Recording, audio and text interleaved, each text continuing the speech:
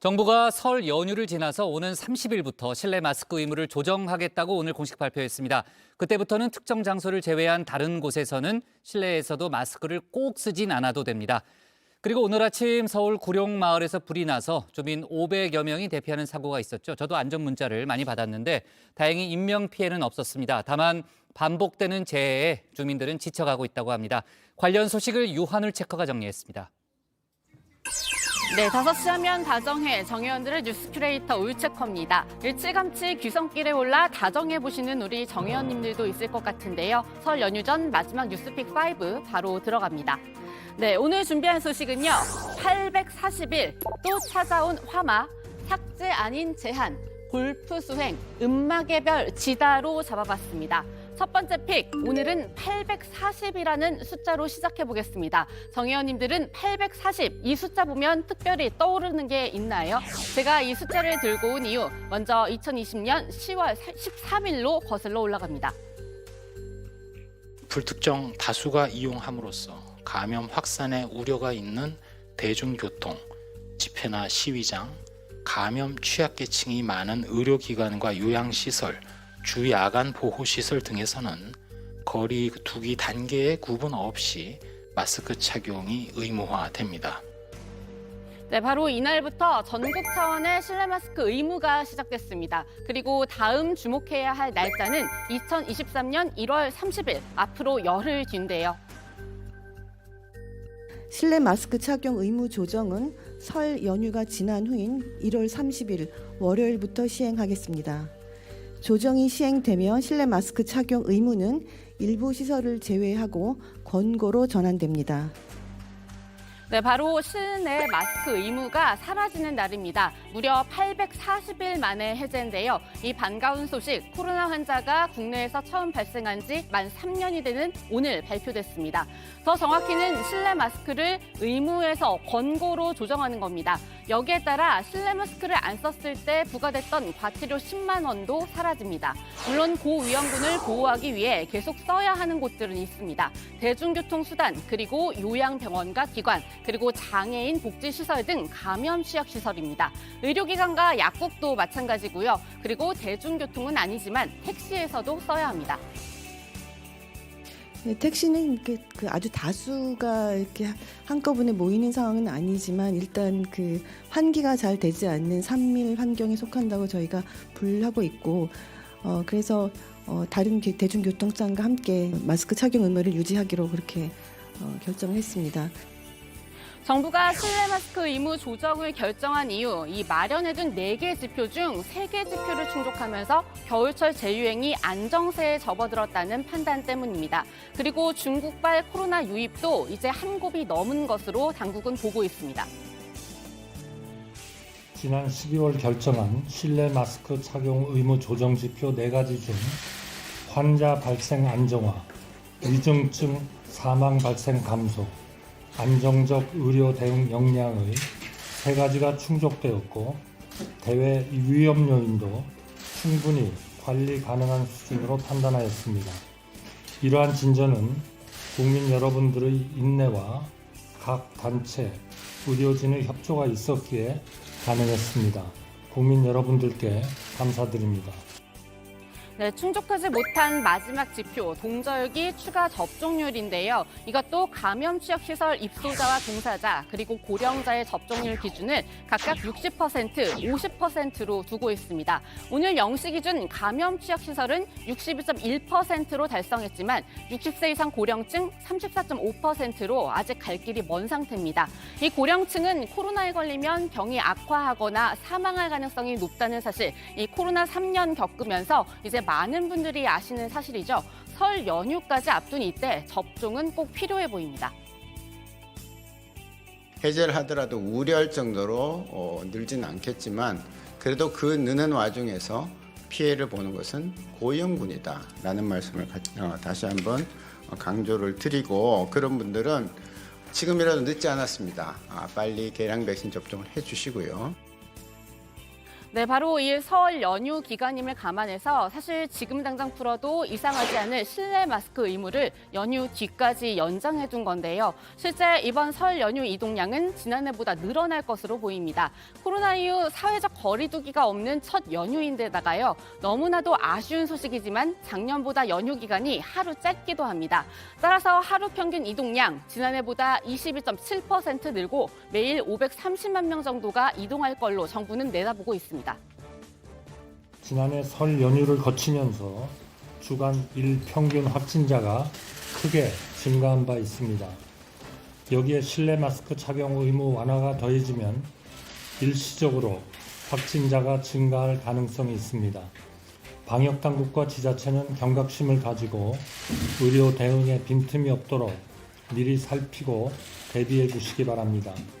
특히 어르신 등 고위험군에 해당되시는 분들은 위험하다고 판단되는 장소에서는 언제든 마스크를 착용해 주시기를 권고드립니다.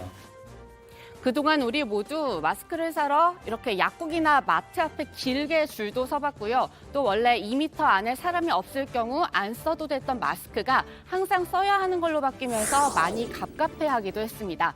그 모든 어려움을 겪으면서 여기까지 온 건데요. 그래도 코로나는 끝나지 않았습니다. 모두 경각심 잃지 않고 계속 나아갔으면 좋겠는데요. 2년여 전 실내 마스크 의무가 시작됐을 때 방역 당국이 당부했던 마음가짐은 지금도 여전히 유효한 것 같습니다. 우리가 하루 시작을 그날 아침에 일어나면 날씨를 확인하면서 시작하듯이 이제는 하루를 시작하실 때 외출을 할지 한다면 외출할 그곳이 거리두기가 되는 안전한 곳인지 이동은 어떻게 할지 마스크는 챙겼는지 무엇보다도 오늘 내 몸에 이상은 없는지 등 코로나19를 생각하면서 시작하시면 어떨지 생각해봅니다. 그것이 나 스스로의 건강과 안전, 나아가서 가족과 이웃도 위하는 길이라고 생각합니다. 네, 두 번째 픽은 또 찾아온 화마입니다. 서울 강남의 마지막 판자촌 구룡마을에서 오늘 아침 6시 27분 불이 났습니다. 첫 신고자는 오전 6시쯤 화장실에 갔는데 형광등이 깜빡거리는 걸 봤다. 기분이 이상해서 문을 여는 순간 한 집에서 불이 벌겋게 타올랐다고 당시 상황을 전했는데요. 불은 삽시간에 번졌습니다. 당신은 사지구 쪽에서 불꽃이 올라왔어요. 그래서 그 옆에 계신 분한테 얘기했더니 119에 신고하고 그러고 뭐 올라가 보니까 뭐 불길을 우리가 잡을 수가 없어서 그냥 내려왔죠. 그냥 보고만 있었지 뭐 할 수가 없어요. 불은 사지구에서 6지구까지 번졌습니다. 다행히 마을 주민 500여 명이 제때 대피해서 인명피해는 없었습니다. 5시간 19분이 지나서야 완전히 꺼진 불로 집 60채가 타고 이재민 62명이 발생했습니다. 강남구는 인근 호텔 4곳에 임시 거주지를 마련했습니다.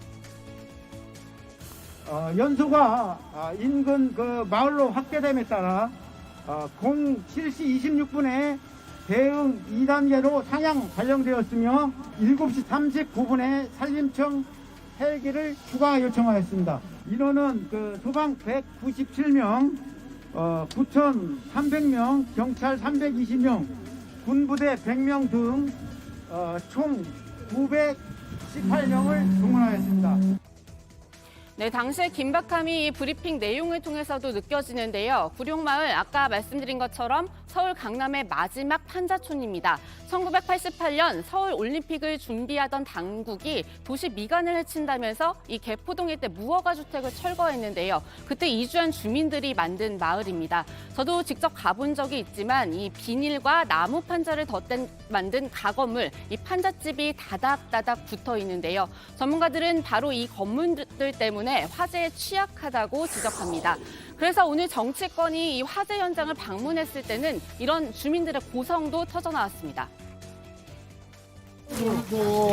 아유, 네?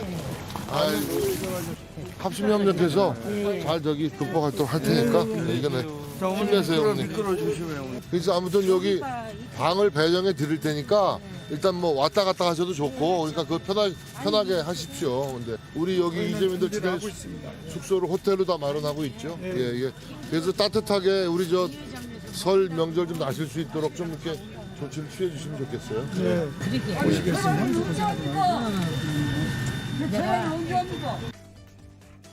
실제 이 구룡마을에는 매해 불이 난다고 해도 과언이 아닙니다. 이뿐만이 아닙니다. 수해 단골 지역이기도 한데요. 작년 8월 역대급 폭우 피해를 다 극복하기도 전에 태풍 흰남노가 다시 한번 마을을 핥히고 가기도 했습니다. 추석을 앞둔 때였습니다. 그리고 이번엔 설 연휴 직전입니다. 한파가 예고된 이번 연휴, 마을 주민들의 마음이 더 추울 것 같습니다. 연속 보려다가 난리 났었거든. 연속도 못 갔어. 아직 천장에서 물이 새는 바람에 전등도 켤 수 없습니다. 난방도 안 됩니다. 주민 노희수 씨는 추석 연휴 동안 이웃집 지붕의 방수 공사를 마무리하는 게 목표라고 합니다. 굴뚝에서부터 이까지 막 집중해서 생겼대. 딴 때는 바쁘니까 노는 사이에 이제 이거 뭐 다 뜯어줘야.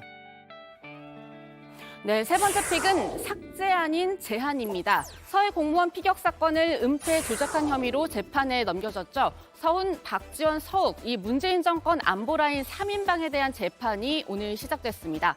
공판 준비 기일이기 때문에 모두 변호인이 대신 참석했는데요. 서훈 전 국가안보실장 측은 은폐 생각도 한 적 없다고 했고요. 서욱 전 장관 측은 삭제 아닌 첩보 배포선 제한을 지시한 것이라면서 혐의를 전면 부인했습니다. 그런가 하면 블랙리스트 의혹을 받고 있는 문재인 정부 장관 3명도 어제 기소됐는데요. 당시 청와대 인사 라인도 함께입니다. 윤석열 대통령이 또다시 전 정부 보복 수사로 새해 벽두를 열려 합니다. 정권 시작부터 전 정부 산하기관 인사들을 먼지 털듯 탈탈 털더니 해가 바뀌자마자 기소한 것입니다. 5년 단임제 대통령제 하에서 필연적으로 발생할 수밖에 없는 제도적 문제마저 정치 기소로 안가품하려는 윤석열식 정치 보복에 참으로 기가 막힙니다. 네, 다음 픽은 골프 수행입니다. 이 수행이라는 단어 뜻부터 좀 살펴보면요. 제가 좀 찾아봤는데 불교에서 부처의 가르침을 실천하고 불도를 닦는 데 힘쓴다 이런 뜻입니다. 지난해 12월 이 겨울 수행 기간인 동안거 기간에 태국으로 원정 골프를 다녀온 스님들이 있습니다. 해인사 소속 승려들입니다. 자제해야죠. 죄송한 일입니다. 치앙라이 성지순례 가고요. 이렇게 다녔습니다. 그만 한 게 아니에요. 뭐 제가 죄인이죠. 뭐 어떻게 합니까? 네, 해인사에서의 잡음은 이뿐만이 아닌데요. 최근 해인사 주지 현흥 스님은 성추문 의혹에 휘말려 사직서를 제출했습니다. 조계종은 사표 처리를 보류하고 의혹에 대한 조사에 나섰습니다. 네, 마지막 픽은 음악의 별 지다입니다. 60년대 여배우 트로이카 시대를 이끌었던 배우죠. 윤정희 씨가 79살의 나이로 프랑스 파리에서 세상을 떠났습니다. 윤 씨는 2016년에 저희 뉴스룸에 출연해서 이런 말을 남긴 적이 있었는데요. 저는 하늘나라에 갈 때까지 저는 영화를 할 거예요. 영화는 뭐예요? 인간을 그리는 건데 인간이 젊음만 있나요? 정말 노인들 모습 그리는 것도 기가 막히잖아요. 그래서 저는 아마 100살까지 살 수 있을까? 그때까지 할 거예요. 좋은 시나리오만 있으면. 하지만 이런 꿈, 윤 씨는 끝내 이루지 못했습니다. 알츠하이머 병에 걸렸기 때문인데요. 투병 중인 윤 씨의 성견 후견인 누가 맞느냐를 두고 윤 씨의 동생 그리고 남편인 피아니스트 백건우 씨와 딸 사이에 법정 다툼도 진행 중이었습니다. 당사자가 세상을 떠나면서 각하될 것으로 보입니다. 네, 오늘의 뉴스픽은 여기까지입니다. 정의원님들께 두 번째 새해 인사드립니다. 새해 복 많이 받으시고요. 뉴스픽 5였습니다.